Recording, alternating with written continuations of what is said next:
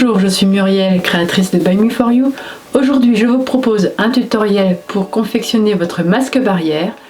Un masque barrière que je réalise en m'appuyant sur les recommandations de la FNOR, en y mettant ma petite touche personnelle. Nous verrons deux techniques, une technique avec les élastiques qui se placent derrière la tête et une technique avec des liens réalisés avec du biais. C'est parti! Alors étant donné les circonstances, je vous invite à commencer par désinfecter votre matériel et à bien sûr bien vous laver les mains avant de commencer votre travail. Alors ensuite, ce qu'il vous faut, c'est 3 tissus de 20 cm sur 20 cm. Donc moi j'utilise essentiellement de la popeline. Astuce numéro 1, faites-vous un gabarit solide dans du carton, un papier, ne serait-ce qu'un papier un peu épais, ou carrément dans une planche en bois comme m'a fait mon mari. Astuce numéro 2, pliez votre tissu. Là j'ai un tissu qui était en 140 ou 150 cm en largeur, je l'ai plié en 6, ce qui va permettre de couper tout de suite 6 carrés de 20 cm par 20 cm en une seule fois. Mettez quelques épingles pour s'assurer que votre tissu ne bougera pas et que vous aurez bien au final des carrés de 20 cm par 20 cm. Donc moi j'y vais avec le cutter. Il vous faudra également au choix, en fonction des brides que vous avez choisies, de l'élastique, du biais ou éventuellement des liens en jersey, coupés dans des t-shirts par exemple. Pour l'instant on va s'intéresser au biais. Alors la FNOR préconise 80 cm, ça se révèle un peu juste. Donc moi je prends 85 cm, donc 2 fois 85 cm.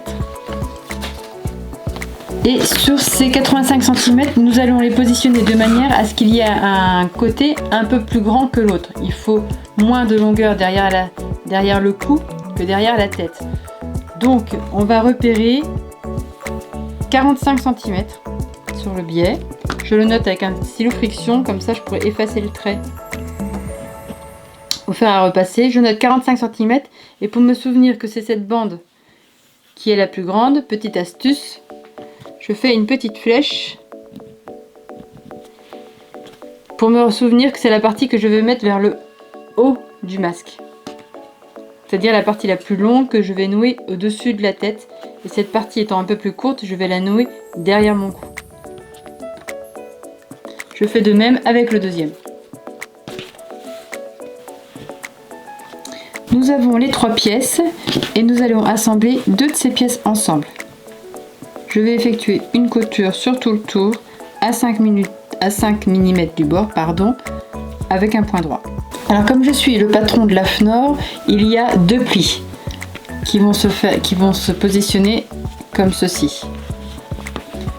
Pour les tracer, soit vous avez téléchargé le patron de la FNOR et vous recopiez les repères.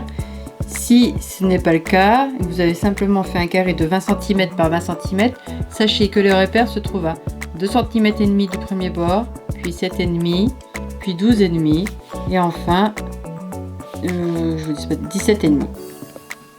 Voilà. Vous faites la même chose de l'autre côté, puis sur la 3e pièce de la même façon.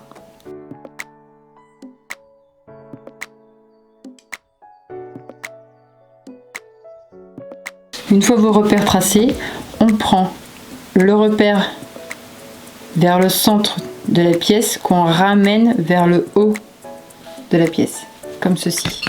Je mets une épingle pour faire tenir mes plis. Donc je répète, je fais correspondre les repères qui sont plus vers le centre en les ramenant vers les repères qui sont vers l'extérieur de la pièce.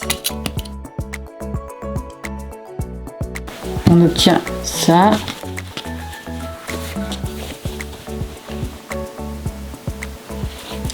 Et de l'autre côté, ça. Je fais la même chose sur cette pièce-là.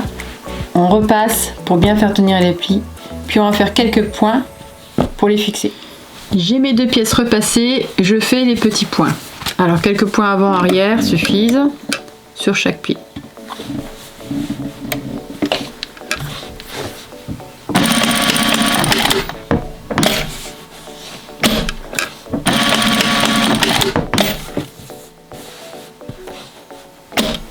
J'ai fixé les points. Maintenant, je vais assembler ces morceaux ensemble, sachant que je laisse le pli creux en dessous. La même chose pour cette pièce, le pli creux en dessous. Et j'assemble à 1 cm du bord les deux grands côtés. C'est parti.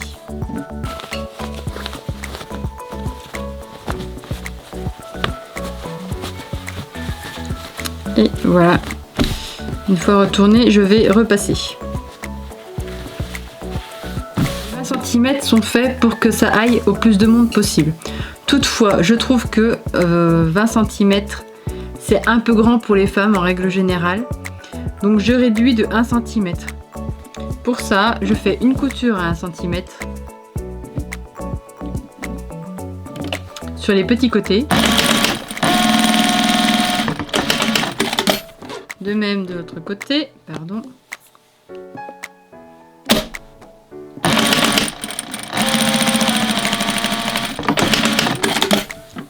Et ensuite, je coupe le surplus à quelques millimètres de ma couture. Hop.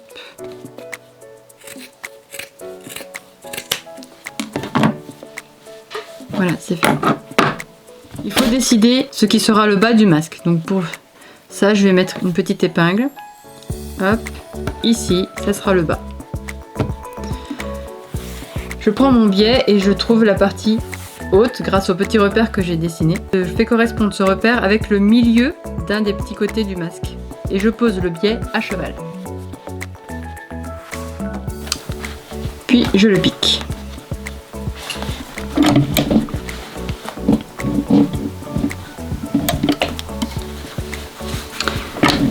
Je le pique à quelques millimètres du bord.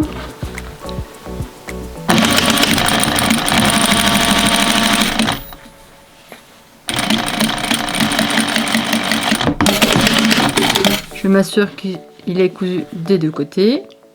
C'est bon. Et ensuite, je refais une couture sur toute la longueur. Donc, je fais un petit tourlet en haut. Hop. Je replie.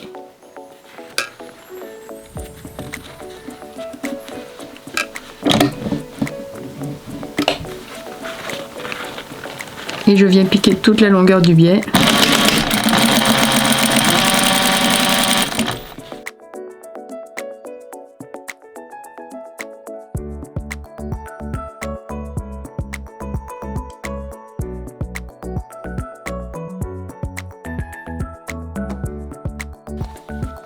Et je répète l'opération de l'autre côté. Je fais bien attention que ma flèche soit vers le haut. Je mets mon repère sur le milieu et je recommence. J'ai deux coutures, ce qui rend plus solide mon lien. Je vais également faire une toute petite couture, là quelques points au fil rose, pour bien se souvenir que c'est le bas du masque. Donc nous allons maintenant passer à la version avec des élastiques qui se mettent derrière la tête. Donc, comme tout à l'heure, on dispose nos deux pièces. Et on va coudre cette fois-ci uniquement un grand côté. À 1 cm du bord. Ensuite, nous ouvrons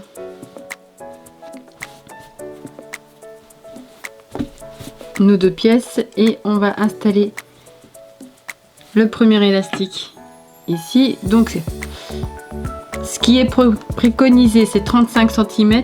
Attention toutefois à la souplesse de votre élastique. Là, c'est un élastique très très souple. C'est tout ce qu'il me reste. J'ai coupé un peu moins car il s'étire beaucoup plus. Donc je mets le deuxième élastique à 1 cm,2 du bord à peu près. Voilà.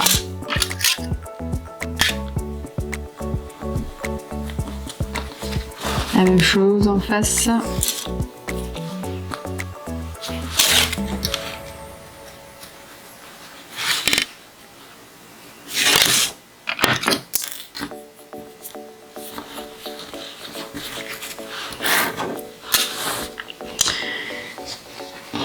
On les met bien au centre pour faire attention à ne pas les coudre.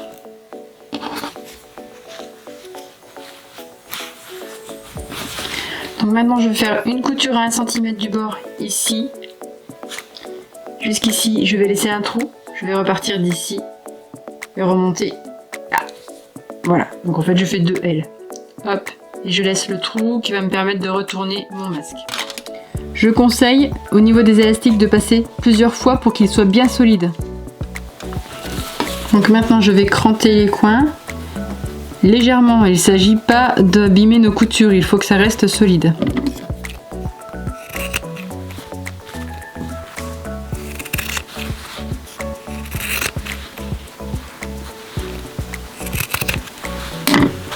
Et ensuite je retourne. Voilà, on retourne soigneusement et on referme l'ouverture avec quelques points. On s'assure qu'on n'a pas torsadé l'élastique.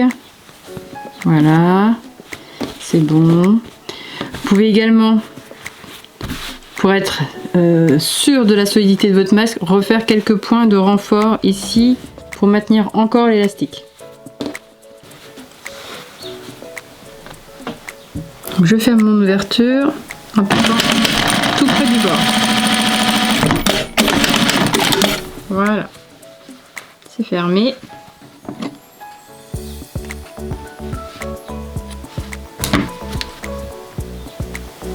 Voilà, vous obtenez ce masque qui s'ouvre comme ceci. Une partie sous le menton, une partie au-dessus du nez. Ensuite, les élastiques derrière la tête se croisent, c'est-à-dire que celui du bas va aller en haut sur la tête, alors que celui du haut va se positionner plus sur le bas de la tête. Vous pouvez également faire avec des petits élastiques de 20 cm qui se prendront derrière les oreilles. Voilà, votre masque est confectionné, bravo. N'oubliez pas de le laver à 60 degrés pendant 30 minutes ou 10 minutes dans une casserole avec de l'eau montée à 70 degrés. Je vous invite également à visionner la vidéo du CHU de Nantes. C'est une vidéo très ludique sur comment mettre son masque en toute sécurité. Voilà, sur ce, je vous dis à bientôt. N'hésitez pas à me laisser vos questions et vos commentaires.